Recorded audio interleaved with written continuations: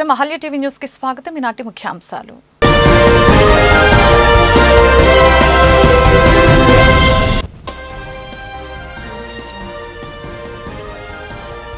CM Chandrababu అధ్యక్షతన zero poverty P4 సమీక్ష సమావేశం నిర్వహణ. రాష్ట్రంలో పేదరిక నిర్మూలనకి మరొక కీలక నిర్ణయం తీసుకున్న సీఎం.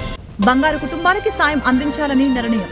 రాష్ట్రంలో పేదరిక నిర్మూలనకు అందరూ కలిసి రావాలని ఆకాంక్ష.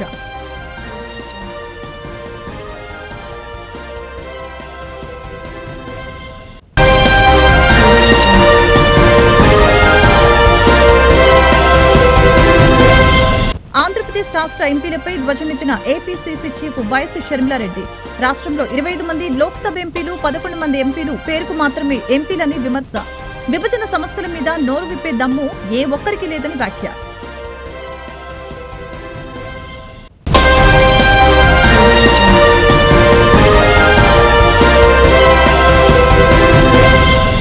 బంగాళాఖాతంలో ఏర్పడిన వాయుగుండం కారణంగా హోంమంత్రి అనిత వాతావరణ పరిస్థితులపై సమీక్ష నిర్వహణ. వర్షాలు, ఫ్లాష్ ఫ్లడ్ ప్రభావిత ప్రాంతాల్లో ముందస్తు చర్యలు తీసుకోవాలని అధికారులకు మంత్రి ఆదేశం.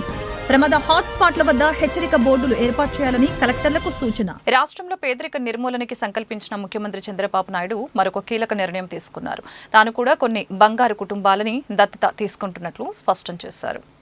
దేశంలో అత్యుత్తమ మోడల్లో Mangalagiri James and jewellery park నిర్మాణం చేపట్టాలని రాష్ట్ర విద్య, ఐటీ, ఎలక్ట్రానిక్స్ శాఖల మంత్రి నారా లోకేష్ పేర్కొన్నారు.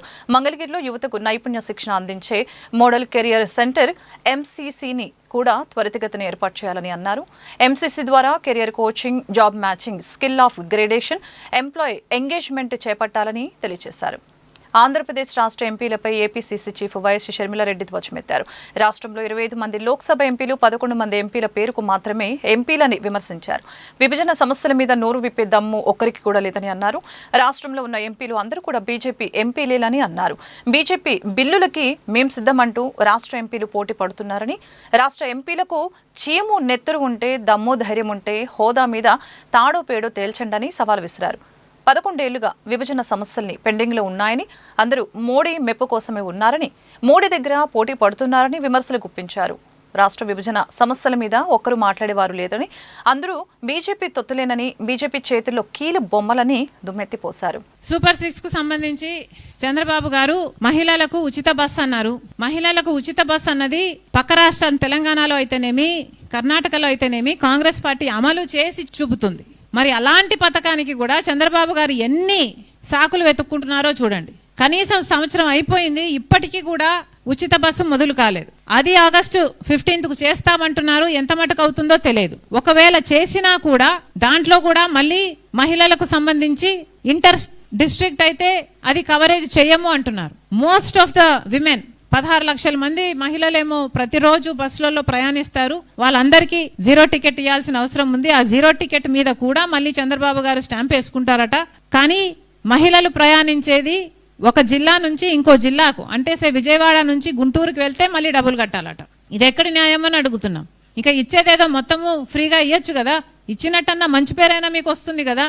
ఇది చాలా అన్యాయం. సూపర్ 6 లో ఇంకొకటి మహిళా శక్తి. ప్రతి మహిళకి 18 ఏళ్లు నిండిన తర్వాత 1500 రూపాయలు నెలకిస్తామని చెప్పారు. సంవత్సరానికి 18,000 రూపాయలు ప్రతి మహిళకు ఇస్తామని చెప్తే అది చాలా పెద్ద బడ్జెట్టే. కానీ కనీసం ఆ మాత్రం క్యాలిక్యులేషన్ మీరు చేసుకోలేకపోయారా? ఎన్నికలప్పుడు మీరే కదా ఊదరగొట్టారు, ప్రతి మహిళను మేము శక్తివంతురాలని చేస్తామని. మరి అలాంటప్పుడు ఎంత ఖర్చు అవుతుందో మీకు తెలియదా? ఇప్పుడు రాష్ట్రాన్ని అమ్మేయాలి, ఆ పథకాన్ని అమలు చేయాలంటే అని మీ మంత్రులే మాట్లాడుతున్నారు అంటే, దానికి P4 తో లింకు పెడుతున్నారు అంటే మీ అసమర్థతే కదా. P4 తో లింకు పెడతాము అని మీరు ఆ రోజు చెప్పలేదు కదా. ఈ రోజేమో P4 కేమో దాతలు ఉంటే డబ్బులు వస్తాయి, దాతలు లేకపోతే డబ్బులు రావు. అంటే ఆ పథకం అమలు కాదు. దాదాపు 2 కోట్ల మంది మహిళలకు అమలు కావాల్సిన పథకం కనీసం 1,80,000 మహిళలకైతే అమలు కావాలి కదా. మరి ఇప్పుడు మీరు అన్నిటికీ లింకు పెడుతున్నారు, P4కు లింకు పెడుతున్నారు, రాష్ట్రానికి అమ్ముకోవాలి అని మాట్లాడుతున్నారు అంటే మీకు ఎంత చిత్తశుద్ధి ఉన్నట్టు? మరి సూపర్ 6 సూపర్ ఫ్లాప్ అయిందనక ఏమనాలి? రైతుల విషయానికి అన్నదాత సుఖీభవ అన్నారు. 93 లక్షల మంది రైతులు ఉంటే మీరు ఇస్తున్నది ఎంతమందికి? 47 లక్షల మంది రైతులకి. మిగతా అందరికీ టోపీ పెట్టినట్టే కదా. తల్లికి వందనం పథకం ప్రకారం 87 లక్షల మంది విద్యార్థులుంటే మీరు ఇస్తున్నది 67 లక్షల మందికి. అన్నిట్లో కోతలు పెట్టుకుంటూ పోతే మిమ్మల్ని ఏమనాలి? మీ చిత్తశుద్ధి కనిపించడం లేదు. మళ్ళీ చెప్తున్నాం, సూపర్ 6 యథావిధిగా మీరు ఎలా మాటిచ్చారో నిరుద్యోగ భృతి మీరు ఇంతకు ముందు కూడా మాట ఇచ్చారు. పోయిన ఎలక్షన్లలో 2014లో ముఖ్యమంత్రి అయినప్పుడు కూడా చంద్రబాబు గారు ఇదే మాట ఇచ్చారు. నిరుద్యోగ భృతి ప్రతి నెల ఇస్తామని చెప్పారు. అప్పుడు ఇవ్వలేదు, ఇప్పుడు ఇచ్చేటట్టు కనిపించడం లేదు. మేము ఉద్యోగాలు ఇస్తాము అంటున్నారు. కనీసం 50 లక్షల మంది బిడ్డలు ఉన్నారు ఉద్యోగాలు లేక. కనీసం మీరు ఉద్యోగాలు ఇచ్చే వాళ్ళకి ఎప్పుడు ఇస్తారో తెలియదు. పోనీ 20 లక్షలు ఇస్తారా? ఎంతమందికి ఇస్తారు? ఇచ్చేవారు ఇంతవరకన్నా మీరు నిరుద్యోగ భృతి ఇవ్వాలి కదా. అటు ఉద్యోగము రాదు, నిరుద్యోగ భృతి రాదు. మరి మీరు ఇచ్చిన మాటేమో ఏరు దాటేంత వరకే ఓడం వల్లన్న, ఏరు దాటిన తర్వాత ఓడం వల్లన్న. అదే అంతవరకు పోడిగుండు. అదే మీరు ఎప్పుడెప్పుడు ఇస్తారని 4 ఏళ్ళు ఎదురు చూడాలి, అంతేనా? ఎవరైనా ఏమనుకుంటారండి? అధికారం లేకొచ్చిన వెంటనే అన్ని హామీలు నెరవేరుస్తారు అనే కదా రాజశేఖర రెడ్డి గారు ఎలా అమలుపరిచారు? మొదటి సంతకంలోనే అమలు పరిచారు కదా. మరి ఆ క్లాస్ ఎక్కడుంది? అవును, నాకు తెలియదంటనా? చంద్రబాబు గారికి ముందు తెలియదా? వచ్చాక డిస్కవరీ చేశారా? డిస్కవరీ ఛానల్ ఏమైనా పెట్టారా? కాదు కదా, ముందు నుంచి తెలుసు కదా ఎన్ని అప్పులైనాయని. 11 లక్షల కోట్ల అప్పులు ఉన్నాయని చంద్రబాబు గారికి తెలియకుండానే ముఖ్యమంత్రి అయ్యారండి. మరి అన్ని తెలిసే కదా చెప్పారు చంద్రబాబు గారు.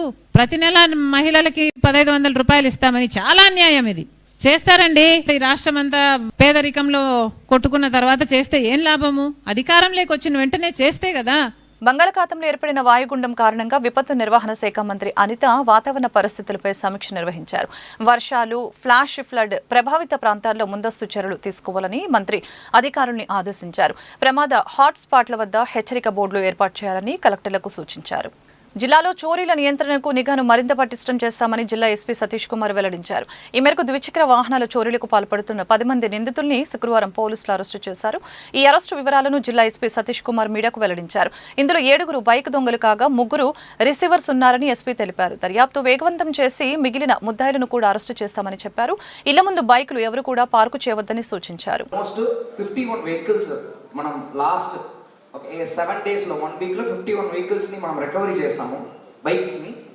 సో దీనిలో మెయిన్ మన ఒక 9 అక్యూజ్డ్ ఉన్నారు. ఈ 9 అక్యూజ్డ్లో 7 అక్యూజ్డ్ని మనం అరెస్ట్ చేస్తాము. దాంట్లో కొంతమందికి ప్రీవియస్ కేసెస్ కూడా ఉంది. ఎన్డీపీఎస్ కేసు ఉంది, థెఫ్ట్ కేసు ఉంది, ఎక్స్టార్షన్ ఉంది. సో అదేవిధంగా దాంట్లో రిసీవర్స్ని కూడా ఆల్మోస్ట్ 8 మందిని మనం ఐడెంటిఫై చేస్తాం. రిసీవర్స్ 8 మంది ఐడెంటిఫై చేయడం జరిగింది. దానిలో ఒక 3 మనం అరెస్ట్ చేస్తున్నాము, ఎందుకంటే వాళ్ళు కూడా ప్రీవియస్ కేసెస్ ఉంది. ఓకే, సో నేను ఆల్రెడీ చెప్పినట్టు రిసీవర్స్ పైన ఇప్పుడు మనం ఎక్కువ ఫోకస్ చేస్తున్నాము. దీనిలో మనకి వీళ్ళు ఎంఓ చెప్తాము. First as a MO modus operandi అంటే ఏం చేస్తున్నారంటే మ్యాక్సిమము ఈ హీరో కంపెనీ వెహికల్స్, తర్వాత సుజుకి యాక్సెస్ ఇలాంటి వెహికల్స్ వాళ్ళు ఈజీగా టార్గెట్ చేస్తున్నారు. పాత వెహికల్స్ బైక్స్లో ఏ కీ పెట్టినా ఓపెన్ చేసినా కీ ఓపెన్ అయిపోతున్నాయి. అది ఒక మోడస్ ఆపరెంట్. రెండవది ఏంటి, ఈ హ్యాండిల్ బార్ ఉంది కదా, హ్యాండిల్ బార్ని ఫోర్స్ఫుల్గా చేసిన హీరో కంపెనీస్ ఉన్న వెహికల్స్ లాక్ అయిపోతాయి. తర్వాత వాళ్ళు వైర్ని కనెక్ట్ చేసి స్టార్ట్ చేసి తీసుకొని వెళ్ళిపోతున్నారు. సో ఇలాంటి 2-3 మెథడ్స్లో వాళ్ళు ఫస్ట్ బైక్ని దొంగతనం చేసిన తర్వాత దాన్ని ఏమి చేస్తున్నారు అనేది కూడా ఇంపార్టెంట్. కొంతమంది వచ్చిన 50,000 బైక్ అయినా 3,000-4,000 కన్నా అమ్మేస్తున్నారు. సమ్ టైమ్స్ ఎక్కువ కాదు, టు ఎన్ ఎక్స్టెంట్ తక్కువ. దీనిలో పార్ట్స్ కూడా అమ్ముతున్నారు.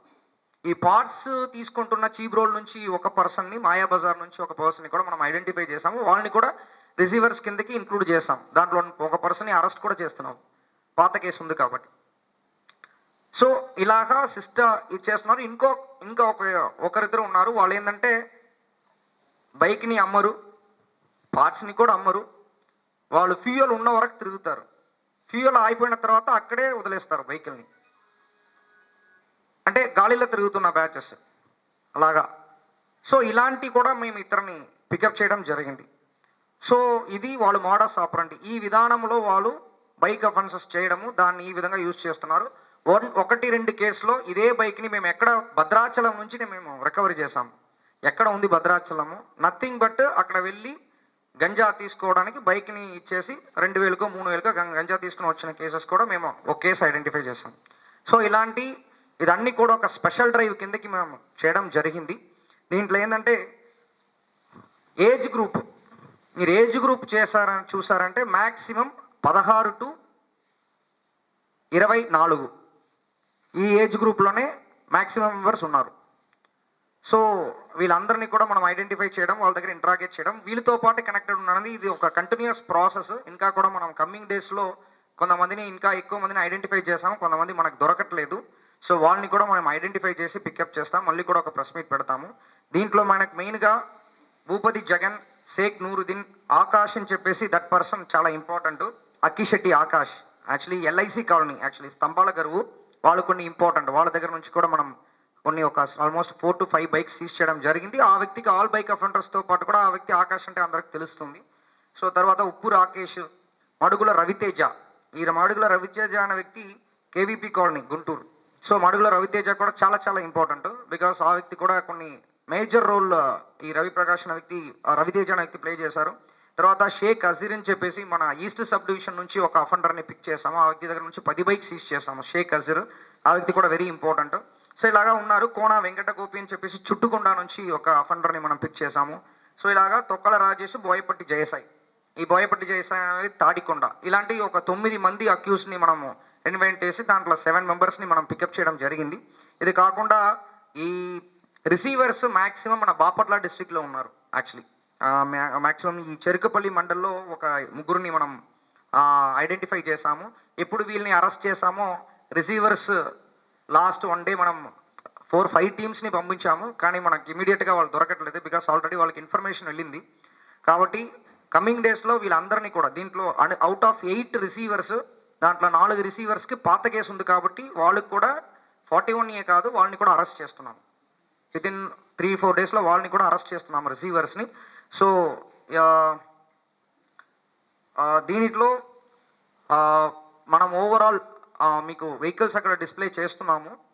ఓవరాల్ మన అబ్జర్వేషన్ ఏంటంటే దీనిట్లో ఆల్మోస్ట్ ఒక 35 వెహికల్స్ ఇప్పుడు మనం కళ్ళు ముందు ఉన్నదిలో అవుట్ ఆఫ్ 51లో ఆల్మోస్ట్ 11 to 12 వెహికల్స్ విత్ కీతో పాటు తీసుకుని వెళ్ళిపోయారు.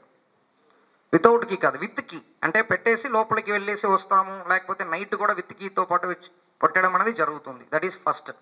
సెకండ్ ఏంటంటే వెహికల్స్ 2 వీలర్స్ని మీరు ఇంటి బయటకి పార్క్ చేయడం. ఉన్న వరకు ఇంటి లోపలికి పార్క్ చేసామంటే మంచిది. మూడవది, ఈవెన్ ఇంటి బయటకి పెట్టిన సీసీటీవీ కెమెరాస్ ఎక్కడ లేదు. ఫోర్త్, నేను దీని ముందు కూడా చాలాసార్లు రిక్వెస్ట్ పెట్టాను, ఏంటంటే మీ బైక్కి వీల్ లాక్ యూజ్ చేయమని చెప్పేసి నేను రిక్వెస్ట్ పెడుతున్నాను. పెద్ద విషయం ఏం కాదు, సైకిల్ కూడా వీల్ లాక్ యూజ్ చేస్తున్నారు, మనం బైక్ కూడా వీల్ లాక్ యూజ్ చేయట్లేదు.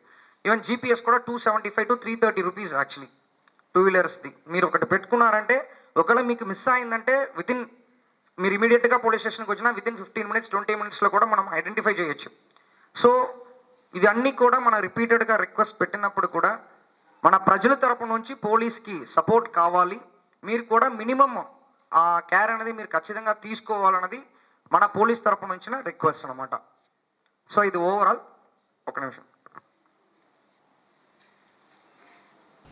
సిపిఐ నగర శాఖకు నూతన కమిటీని ఏర్పాటు చేశారు. ఈ మేరకు నగర కార్యదర్శిగా ఆకేటి అరుణ్ కుమార్, సహాయ కార్యదర్శిగా రావుల అంజుబాబు ఎన్నికయ్యారు. ఈ సందర్భంగా శుక్రవారం సిపిఐ కార్యాలయంలో సత్కార కార్యక్రమం నిర్వహించారు.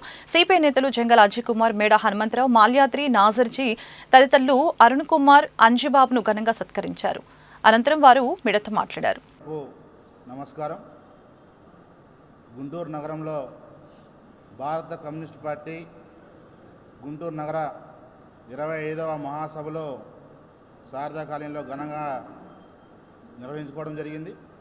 ఆ మహాసభల్లో కార్యదర్శిగా ఏకగ్రీవంగా నగర సమితి ఆమోదం తెలిపింది. ఈ గుంటూరు జిల్లాకి అదేవిధంగా ఈ గుంటూరు నగరంలో ఎన్నో త్యాగాలు, పోరాటాలు, ప్రజల సమస్యలు పరిష్కరించడంలో విజయాలు సాధించినటువంటి ఘనమైన చరిత్ర కలిగినటువంటి ఎంతో గొప్ప గొప్ప నాయకులు ఈ గుంటూరు నగరంలో పేద బడుగు బలహీన వర్గాల ప్రజల పక్షాన పోరాటాలు నిర్వహించారు. కామ్రేడ్ మల్లయ్యలింగం గారు, అదేవిధంగా కామ్రేడ్ వల్లూరు గంగాధరరావు గారు, కామ్రేడ్ జీవి కృష్ణారావు గారు, అదేవిధంగా కామ్రేడ్ మాలకొండయ్య గారు, అదేవిధంగా గోగినేని సూర్యం గారు, కామ్రేడ్ సుబాని, కామ్రేడ్ రామచంద్రయ్య, జంగాల సీతారామయ్య, ఇట్లా ఎంతోమంది పేదల పక్షాన్ని నిలబడి పోరాటాలు నిర్వహించి వారి అనంతరం ఈరోజు రాష్ట్ర పార్టీ సహాయ కార్యదర్శి కామ్రేడ్ ముప్పాల నాగేశ్వరరావు గారు, అదేవిధంగా కామ్రేడ్ జంగాల అజయ్ కుమార్ గారు, కోట మాలతి గారు అనినిత్యం కార్మికుల పక్షాన, ప్రజల పక్షాన నిలబడుతూ అనేక పోరాటాలు నిర్వహించినటువంటి ఘనమైన చరిత్ర ఈ గుంటూరు నగర పార్టీకి ఉన్నది. దాని వారసత్వంగా బాధ్యతలు స్వీకరించినటువంటి మేము ఈ గుంటూరు నగరంలో ఉన్నటువంటి 57 డివిజన్లలో ప్రజలు ఎదుర్కొంటున్నటువంటి సమస్యలపైన పోరాటాలు నిర్వహిస్తామని చెప్పి తెలియజేస్తా ఉన్నాం. మరొక వైపున మనం గమనించినట్లయితే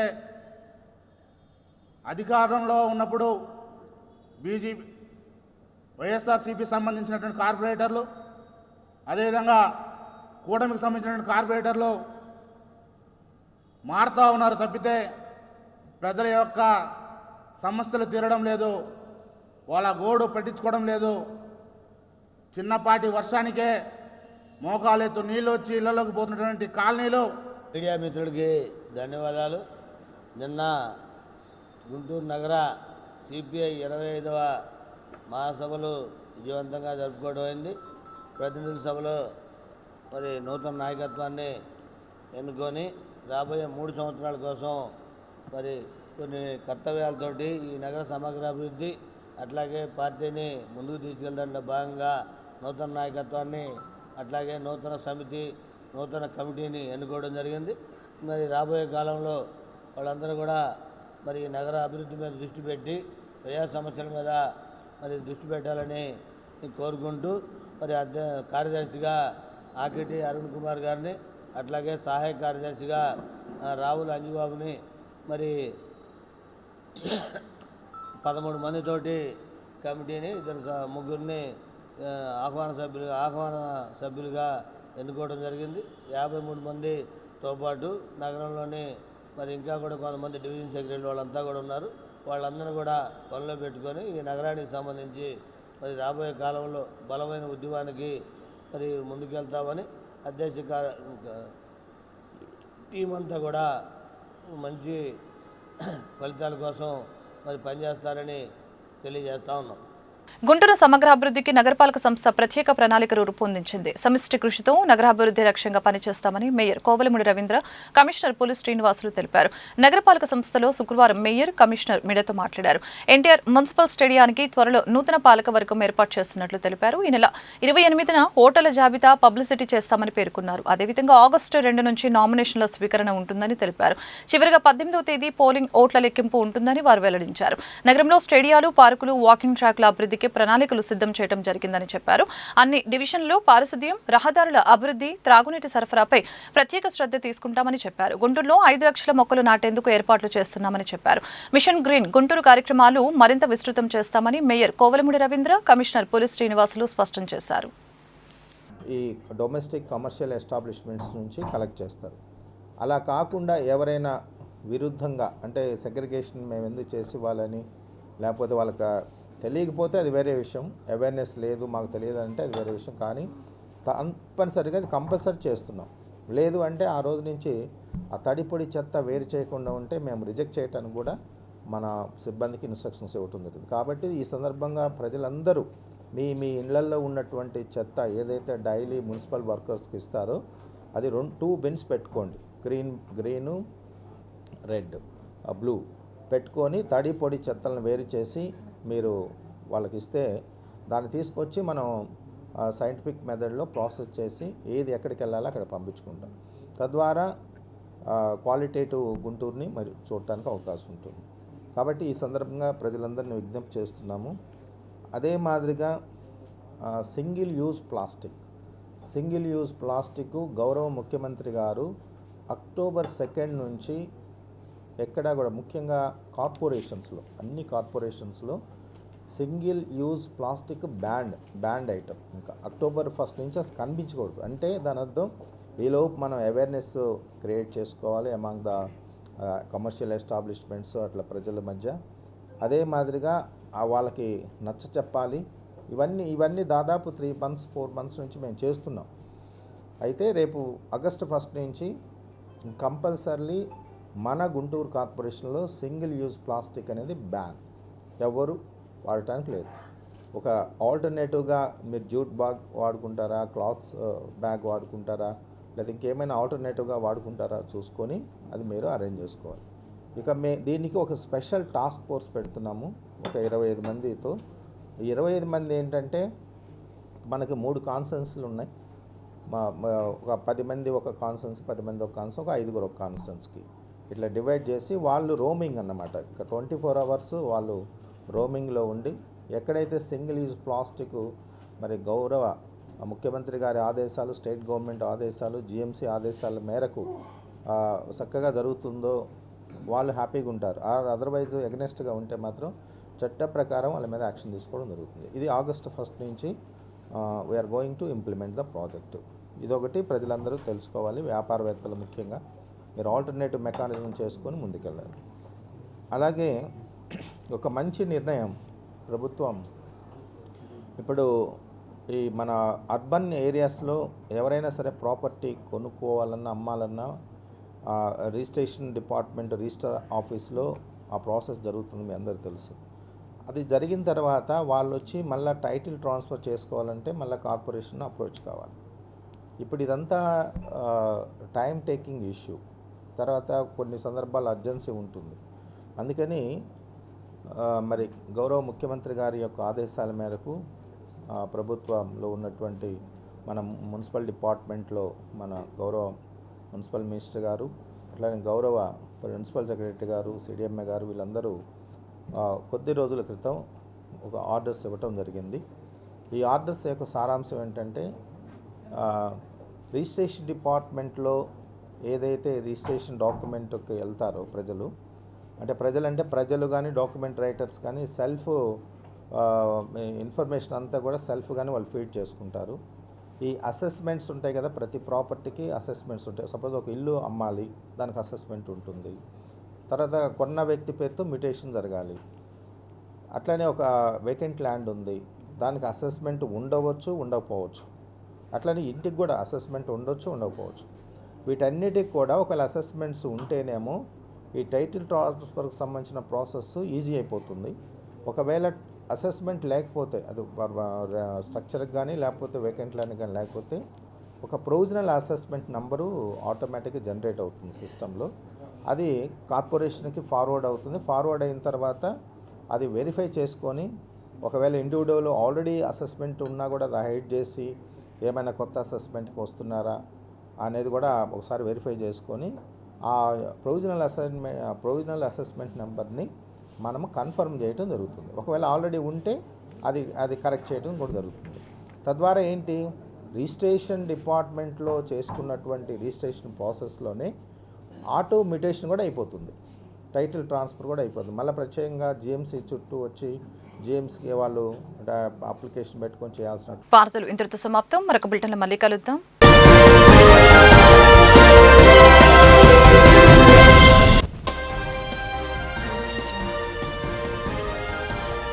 సీఎం చంద్రబాబు అధ్యక్షతన జీరో పావర్టీ P4 సమీక్ష సమావేశం నిర్వహణ. రాష్ట్రంలో పేదరిక నిర్మూలనకి మరొక కీలక నిర్ణయం తీసుకున్న సీఎం.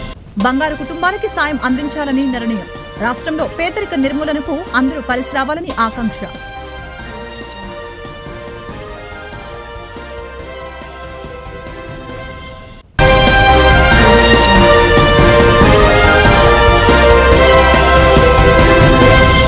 ఆంధ్రప్రదేశ్ రాష్ట్ర ఎంపీలపై ధ్వజమెత్తిన ఏపీసీసీ చీఫ్ వైఎస్ షర్మిలారెడ్డి. రాష్ట్రంలో 25 మంది లోక్సభ ఎంపీలు, 11 మంది ఎంపీలు పేరుకు మాత్రమే ఎంపీలని విమర్శ. విభజన సమస్యల మీద నోరు విప్పే దమ్ము ఏ ఒక్కరికి లేదని వ్యాఖ్య.